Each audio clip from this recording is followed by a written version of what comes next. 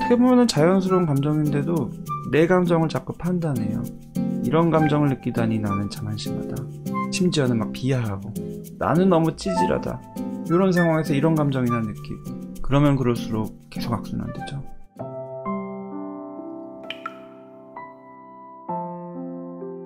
여기 보면은 인간관계에 대한 얘기로 시작을 하셨는데 대인공포, 시선공포 쪽으로 얘기를 하셨죠. 핵심은 역시나 늘 강조드리던 대로 감정인데 희진님이 초점을 맞추고 계신 거는 자꾸 생각 쪽인 것 같은 느낌이 들었어요. 그리고 어떤 결과에 대한 부분들이 자꾸 초점이고 대인공포, 시선공포, 대인관계에서 상대방이 나한테 집중하는 그 상황에서 불안이 확 올라오는 이 현상인데 관계에서 느껴지는 감정적인 갈등 때문에 관계 자체를 회피하게 되는 회피적인 성향하고도 관련이 아주 많이 돼요. 근데 그것도 역시 그 이면에는 관계에서 느껴지는 굉장히 힘든 감정들이 있는 경우들이 많이 있습니다. 그게 역시 인간관계의 끝판왕이라고 제가 강조를 많이 드리는 연애에서도 이제 그래서 많이 힘드셨을 수 있고 상처죠. 그게 바로. 그래서 상담도 받고 본인한테 이제 집중하고 계신 와중인 것 같은데 그래도 아직은 쉽지 않은 부분을 말씀하시는 것 같아요. 고민도 많이 하시는 흔적이 많이 보여요. 내가 너무 기대도 크고 그래서 실망도 많이 한 것 같다. 나의 문제점에 대해서 쫙 나열을 하십니다. 뭐 수동적이고 갈등이 실려서 혼자 있는데 혼자 있으면 또 외롭고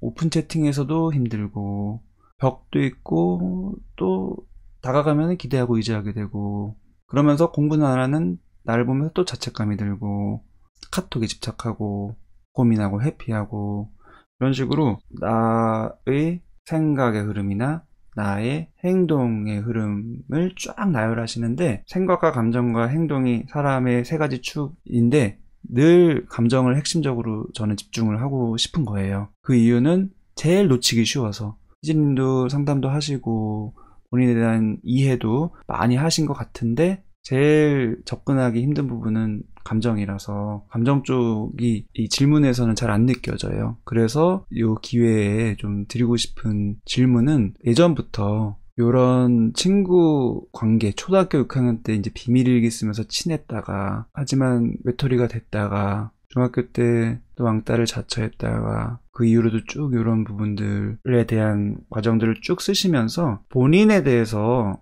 어떤 마음이 드셨나요?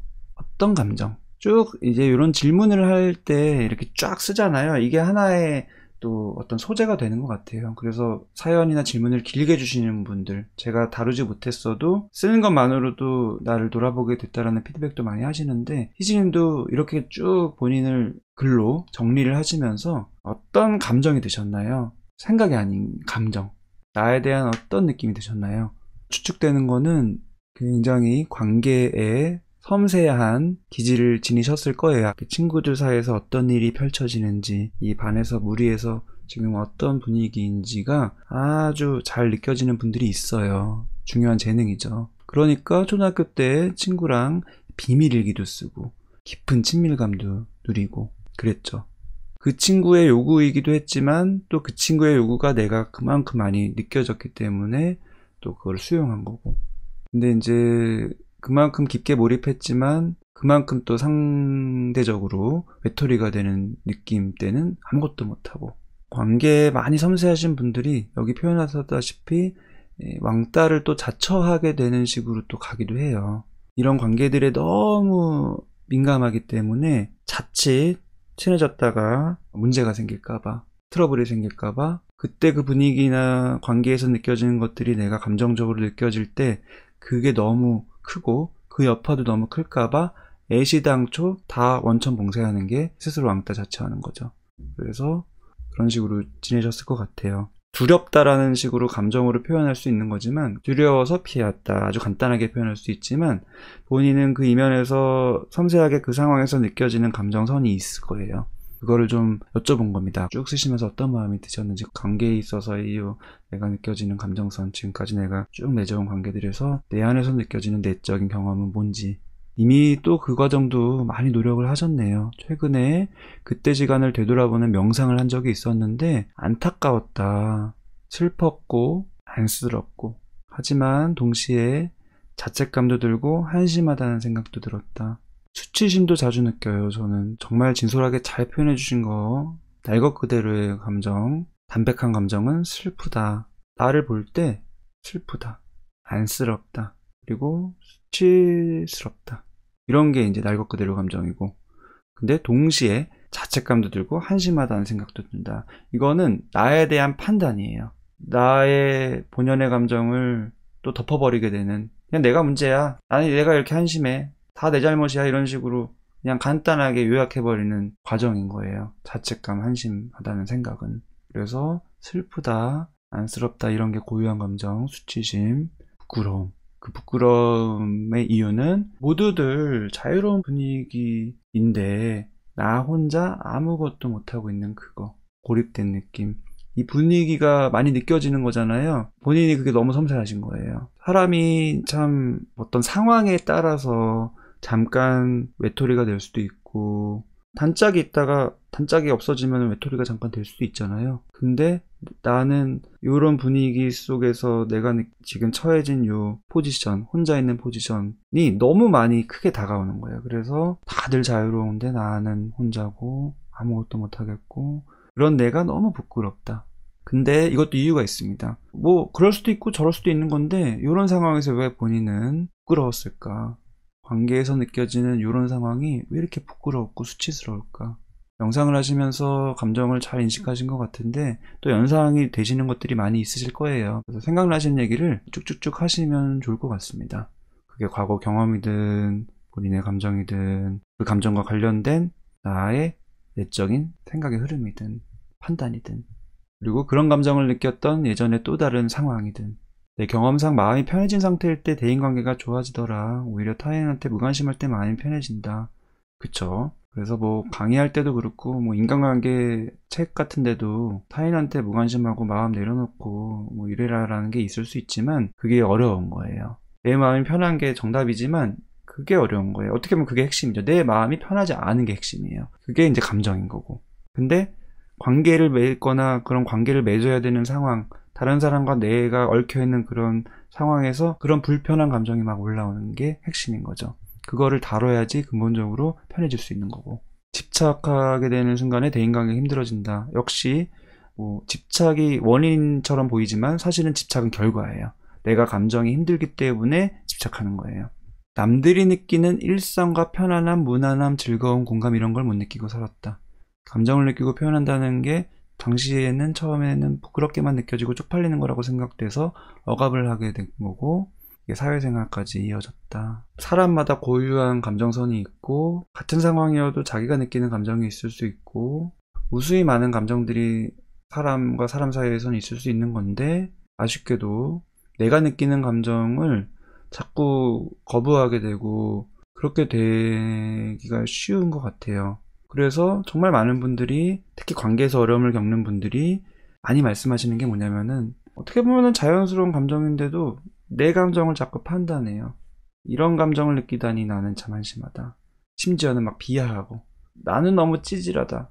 이런 상황에서 이런 감정이나 느끼고, 그러면 그럴수록 계속 악순환되죠.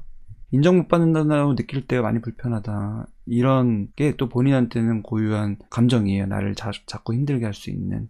인정 욕구라고 표현할 수도 있고, 그게 해소가 안 되니까 집착하게 되고 회피하게 된다. 아주 단어를 잘 써서 설명을 하셨는데, 설명은 머리로 이제 이해하면 할 수 있는 거라서 이거를 이제 설명하는 것과 또 별개로 내 마음으로 이거를 받아들이는 과정이 진짜 중요합니다. 근데 이게 흐름이 순서가 좀 있어요.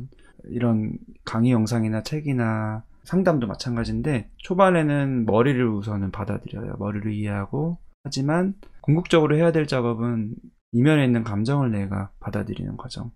근데 이게 동시에 진행되지 않고 머리 따로 감정 따로 좀 딜레이 돼서 나중에 이루어지는 것 같습니다. 그렇다는 거는 그만큼 감정이 접근하기 힘든 부분이고, 그만큼 접근하기 힘든 만큼 내가 많이 억압하거나 외면했다라는 거고, 관계가 어렵고 힘들어서 피하는 것도 관계 자체를 피하는 것처럼 표면적으로는 보이지만 그 관계에서 내가 느끼는 그 감정을 피하는 거예요. 그래서 뭐 희진님도 지금 쓰고 계신지 아닌지 모르겠지만 뭐 안 쓰셔도 되고, 이 기회를 통해서 한번 생각해 보세요. 포커스를 관계에 맞추시지 말고 나한테 맞추시는 거예요. 나의 감정에.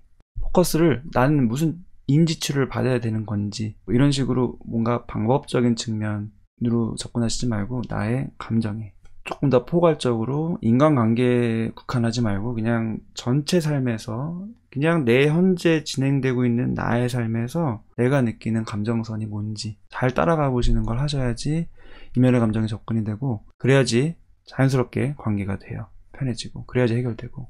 이렇게 추상적으로 표현드릴 수밖에 없지만 지금은 희진님이 또 구체적인 말씀을 해주시면 제가 그 상황에서 좀 더 접근할 수 있을 것 같은데 쉽지 않으실 수 있어요. 다 존중하고 천천히 하시는 게 중요합니다. 상담도 여전히 받고 계시다면 꾸준히 하시면 분명히 도움됩니다. 많은 분들이 그래요. 상담 치료하다가 못 미치는 느낌을 쉽게 받고 또 다른 방법적인 측면을 자꾸 또 탐구하고 인지치료 받아야 되는 거 아닌가, 또 뭐 해야 되는 거 아닌가, 자꾸 생각을 굴립니다. 지금 받고 있는 이 방향이 틀린 거 아닌가 의심하는 거고, 근데 이게 다 생각인 거예요. 근데 어떻게 보면은 지금 내가 가고 있는 그 감정에 접근하는 방향이 사실은 맞고 분명히 접근하고 있는데 힘든 거예요. 괴롭고. 오죽 괴로우면 그동안에 피하는 게 힘들면서도 반복했겠어요. 내 감정을 느끼기보다는 자책부터 하게 됩니다. 네. 자책이 괴롭지만 그만큼 감정으로부터 멀어지는 과정이다라고 기억을 해주시고, 자책이 나쁘고 좋고를 떠나서 자책하느라 가려진 감정에 집중하시는 방향을 추구해 보시면 좋을 것 같습니다. 제가 이게 천천히 되고 참 힘들고 어렵고 괴로운 과정이라고 설명드렸더니 경험담을 얘기해 주신 것 같습니다. 천천히 나아지는 것 같다, 진짜.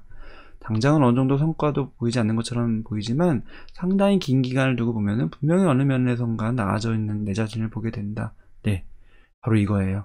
근데 아쉽게도 당사자는 조급합니다. 그래서 더 힘들어요. 조급하다는 거는 나는 왜 이렇게 또 조급해 이렇게 또 판단할 게 아니라 그만큼 내가 이게 너무 힘들구나, 빨리 벗어나고 싶고 그러니까 조급하구나, 이렇게 또 역시 내 조급한 감정에 집중하는 거예요. 이런 식으로 조급하다는 얘기에 또 공감해 주시는 분들이 있는데 정말 많습니다. 조급하다고 판단하지 마시고요, 내가 그만큼 조급하구나, 내 조급한 이유가 있는 거고, 상황 때문에 조급하다라고 보통 또 많이 생각하시는데 물론 그것도 영향을 미치지만 상황보다도 그만큼 내가 절실하고 그만큼 괴로운 거, 그런 감정과 관련된 그 갈등, 그런 반복되는 패턴이 그만큼 괴롭기 때문인 거예요. 그래서 내 입장에서 철저히 나를 바라보시는 거를 하시면 좋을 것 같아요. 희진님이 슬프고 안쓰러운 감정 잘 얘기해 주셨는데 정말 상담하다 보면 느껴요. 자꾸 돌려서 표면 감정 얘기하고 자꾸 또 덮느라고 자책하고 하다가 점점 나를 그냥 편안하게 날 것 그대로 보다 보면 내가 너무 불쌍하다, 자괴감 쪽에 그런 색깔이 아니라 나를 좀 보듬어 주고 싶은 이 마음이 생기는 안쓰러움으로 느껴지게 되는 분들이 많이 있는 것 같습니다. 굉장히 중요한 감정 경험인 것 같아요. 그래야지만 내가 내 편에 설 수 있는 거예요. 그리고 잠깐 내려가서 좋아요 한 번만 눌러주시면 저한테 도움이 많이 되고요. 다른 분들도 많이 시청을 할 수가 있는 기회가 됩니다.